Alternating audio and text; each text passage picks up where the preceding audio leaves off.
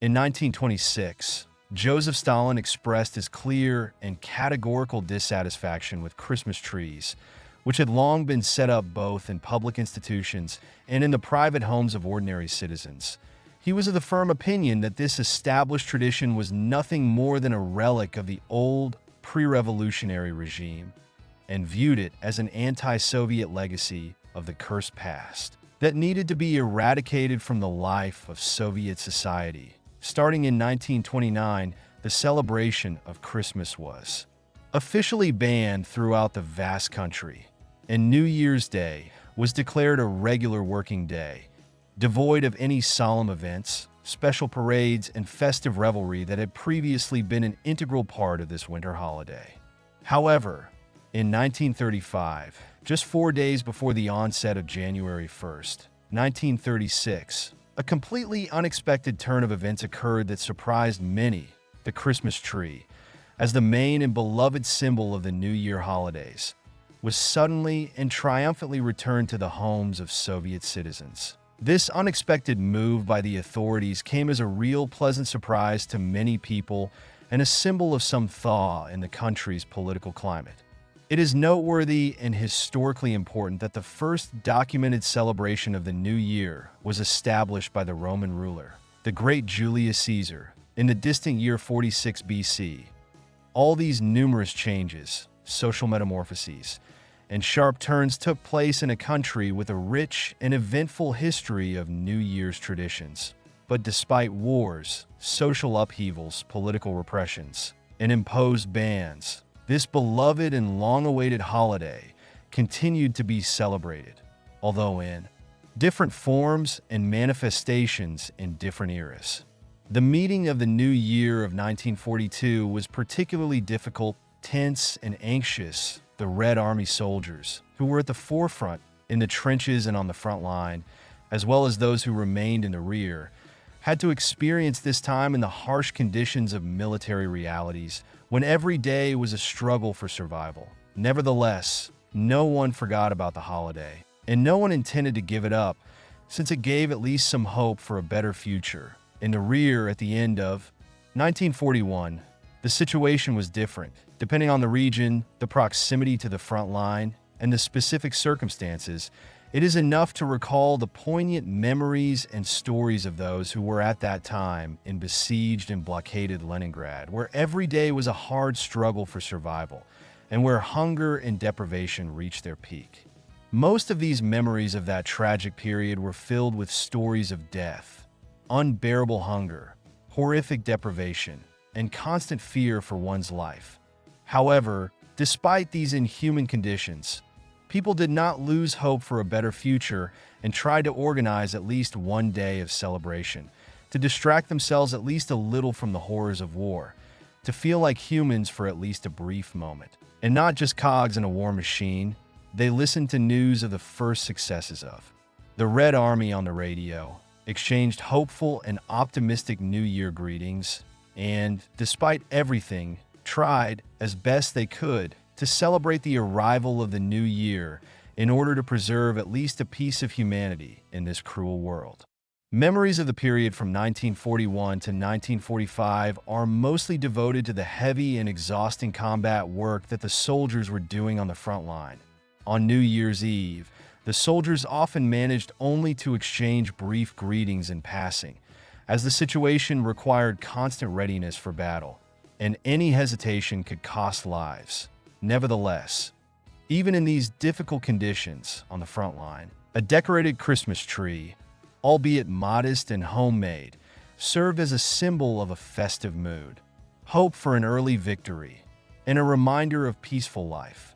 However, it was not decorated with the usual colorful toys, but with improvised decorations made of shoulder boards, cotton wool, wire, bandages, cartridges, and used casings, which gave it a special, austere, but at the same time touching and poignant military flavor. Don't forget to subscribe to our channel, like, and click on the bell to hear even more exciting and interesting stories about World War II, as well as the opinions and stories of participants from different sides of this bloody conflict. From the deep rear, parcels with various treats, Gifts, warm clothes, and letters from relatives and friends were sent to the front, which were eagerly awaited and then distributed among the units. The military authorities, as far as their capabilities and available resources allowed, issued a little chocolate, tobacco, the festive 100 grams of vodka, and in rare cases, foreign canned goods, which was a real holiday and long-awaited joy for the exhausted soldiers. By the end of 1943, when the position of the Red Army on the fronts began to noticeably improve, and real hope for an early and long-awaited victory over the enemy appeared, the atmosphere of the holiday and the mood of the soldiers underwent significant and positive changes. This manifested itself in almost everything, starting with the weakening of tension from the main battles, which was felt at all levels, and ending with more daring and decisive orders and commands from the command. One of the conscripts from Kazakhstan, who participated in fierce battles, recalls, "We, together with my fellow soldiers, as usual, were in our trenches with weapons in our hands, constantly repelling fierce and bitter attacks by the enemy. Exactly at midnight, my colleagues, in a loud voice, with genuine joy and courage, shouted, 'Happy New Year, and our cause is just,' which sounded like an oath for an early victory." Sergeant Pavlov Alexander Alexandrovich from the Kuban Cossack Corps recalled New Year's Eve somewhat differently, taking into account the combat operations that dictated their own conditions. 4 minutes before the new year, we all received the command to battle. And instead of the traditional festive chimes, a real salute on the enemy began in the form of 100 fired shells, which was a peculiar and memorable New Year's greeting on the front. And here is the poignant story of 17-year-old Pyotr, who met the new year in the harsh Arctic as part of the 404th Division. On December 31st, we, as part of an international unit, which included a Russian, a Tatar, a Ukrainian, a Chuvash, and a Nenets, carefully guarded the railway from sabotage, attacks by German saboteurs. It was very cold. There were severe frosts, but we were saved from the fierce cold by a small dugout with a stove where we could warm up a little instead of a festive Christmas tree. We had a small birch tree installed in the casing of a 37mm shell, which we decorated with our own hands with wrappers from canned food, which gave it a special, touching, and poignant look. We also had an improvised New Year's table, on which there were sausage, canned food, American corned beef, sugar, and a little vodka, which was a real feast and joy for us. After that, each of us shared memories of how New Year is traditionally celebrated in his homeland. The Tatar told about his favorite and traditional Oriental soup and the famous chak-chak, which was an integral part of the festive table in his family. The Ukrainian Stepan recalled with warmth the dumplings with cherry filling, which were a traditional dish of his family for the new year. The Nenets Kolya, with pride and warmth, invited everyone to visit him for fish stroganina and venison, which were favorite delicacies in his homeland. Petya from Siberia promised to treat everyone with homemade dumplings, which were an integral and traditional part of the New Year's table in his native lands. The Chuvash told about his national meat soup sherpa, and after the end of the war invited everyone to his place to celebrate the long-awaited victory together and taste this tasty and hearty dish. Thus, at a common table, in an atmosphere of friendship, mutual understanding, and unity, soldiers of different nationalities, cultures, and religions met their multinational 1944 without losing hope for an early end to this terrible war and a return to peaceful life.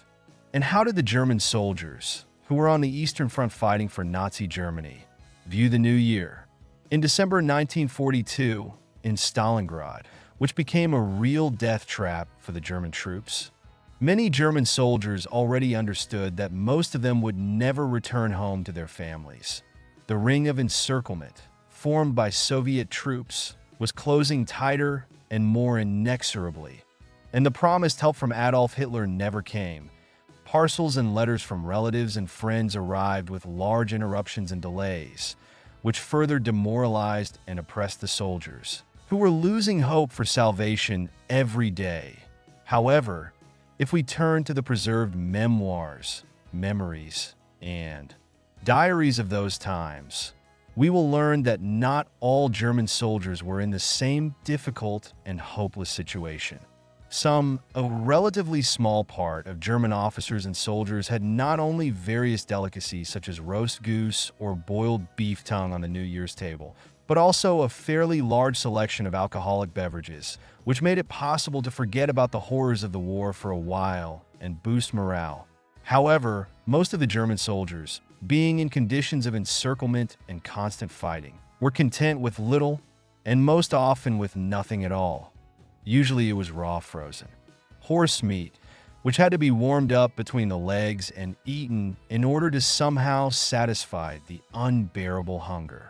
Hermann Wilhelm Göring, a prominent political, statesman, and military figure of Nazi Germany, in order to somehow maintain the morale of his soldiers and officers, sent artificial Christmas trees to the military units, which was quite a rare and expensive pleasure in that difficult wartime. These artificial Christmas trees originally belonged to generals who were entrusted with organizing logistics, supplies, and deliveries for the Stalingrad air bridge, which, however, failed to provide the German troops with everything they needed. The German soldiers decorated such Christmas trees with toys that their loved ones carefully sent to the front, which allowed them to immerse themselves for a short time in the atmosphere of home warmth and comfort, forgetting for a moment about the cruelty of war and death. These toys, after the end of the war, were found in large quantities and destroyed Stalingrad, which was a sad and bitter testament to those tragic events.